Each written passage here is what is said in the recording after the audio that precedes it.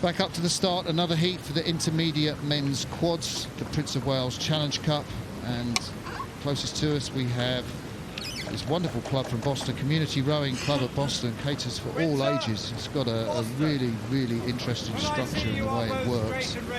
And the Windsor Boys School and Windsorian Rowing Club on the left of the picture. They're rowing with Windsor Boys School distinctive green and yellow blades, and they are coached by the Windsor Boys School coach Mark Wilkinson. And, well, there are good internationals in either boat. I'm not quite sure who'd win. I guess I would pick slightly Windsor to win. I'm going to go for Boston. They're slightly bigger crew. I don't know. We'll see. You mentioned the ethos of Boston, but the two really similar clubs, really. Kind of Boston, yeah, it's a non-for-profit organisation to promote personal community growth, and then you've got Windsor Boys School, which on the very rare event of state, comprehensive, interesting steering going there at the top of the island. Again, like the last race, quite often happen when the wind comes across the top of the island.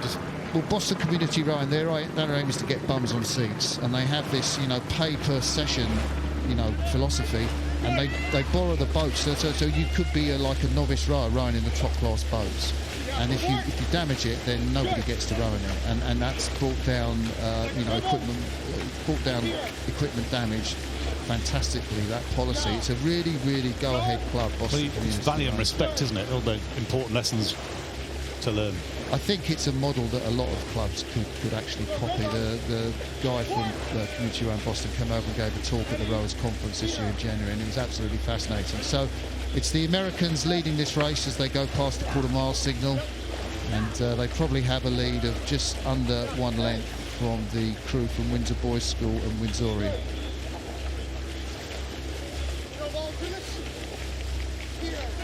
Both crews sculling at 36 at the moment. Probably sizing each other up at the moment. Yeah. Well, the American crew has got some really interesting talent. The two-man Michael Colella, the 25-year-old in the two-seat, not only did he compete here at the Visitors Challenge Cup for Cornell University, but he was in the men's pair both last year in the World Championships in Poznan, and in 2017 he rowed with Andrew Weiss, and he was in the C final of the men's pair. So seasoned international. I don't think he's going to make the team this year, but like you say, he's a big lad, and he's in the boat in the two-seat, that Boston boat, just in front of the bowman, and that adds the quality, and no doubt that's why they're in the position they are in the race as we come through the halfway mark. Well, the last 200 or 100 metres maybe, they've been taking an extra stroke a minute compared to Windsor, and I just nudged what looks like a little bit of a lead. Well, this Windsor Boys School have got real pedigree. Closest to us, just had a look there, Ross Brogan, to Kuptas Anesh Junior, a triathlete, so he's going to have great endurance. And then Bryn Ellery in the two-seat, a Junior World Championship silver medalist in 2017 and 2018. Fawley Cup winner too as well, so he knows this course. Julian Van Gelderen, he's the fastest single sculler, National Schools Championship single winner in 2019, wins all the GB singles trials, even though he's 17. And Andrew Joel, the 24-year-old, was fourth in the men's quad back in 2017. So there's real pedigree in this Windsor Boys and Windsorian Rowing Club quad, and they will go the whole distance down the track, and Boston can't afford to let up. It follows a long tradition of Windsor Boys, a whole host of national champions, internationals over the years at Henley, and it's anyone's race. It's absolutely neck and neck. Approaching the halfway mark yet?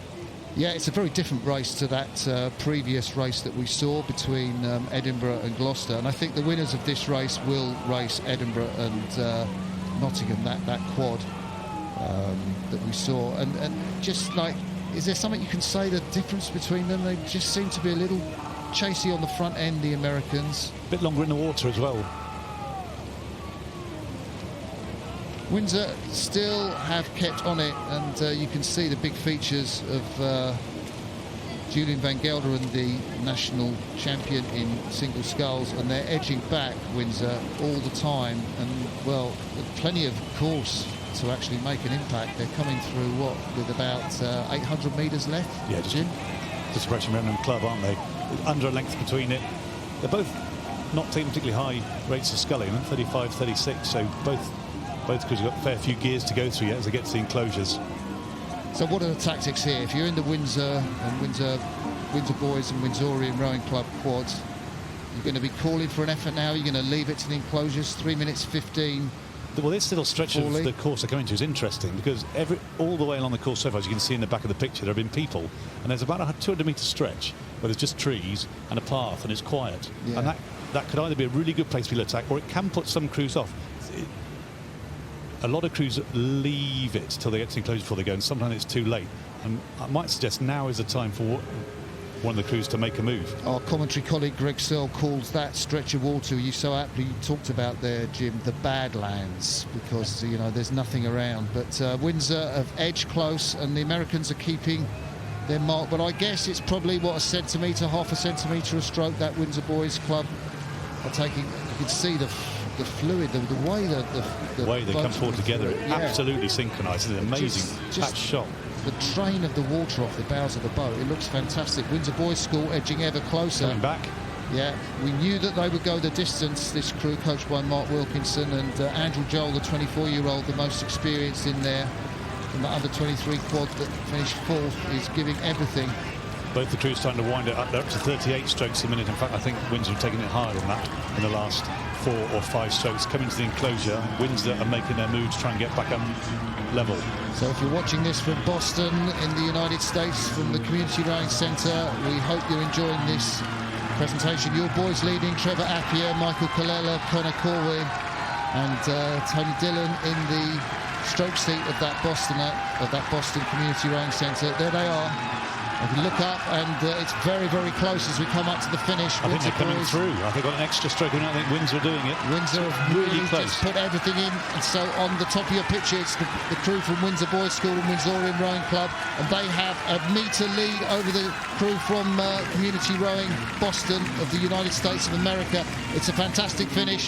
The boys from Windsor are coming through with the yellow and green blades, come up to the line. What a great effort from Ross Brogan, Bryn Ellery, Julian Van Gelderen and Andrew Joel. They take this heat at the Prince of Wales Challenge Cup. It's dramatic celebrations there, Jim. What a great race. And just perfect timing. They started to make their move as they came to the enclosures, just sort of edged their way through. And for the last 50 metres, I think they broke Boston.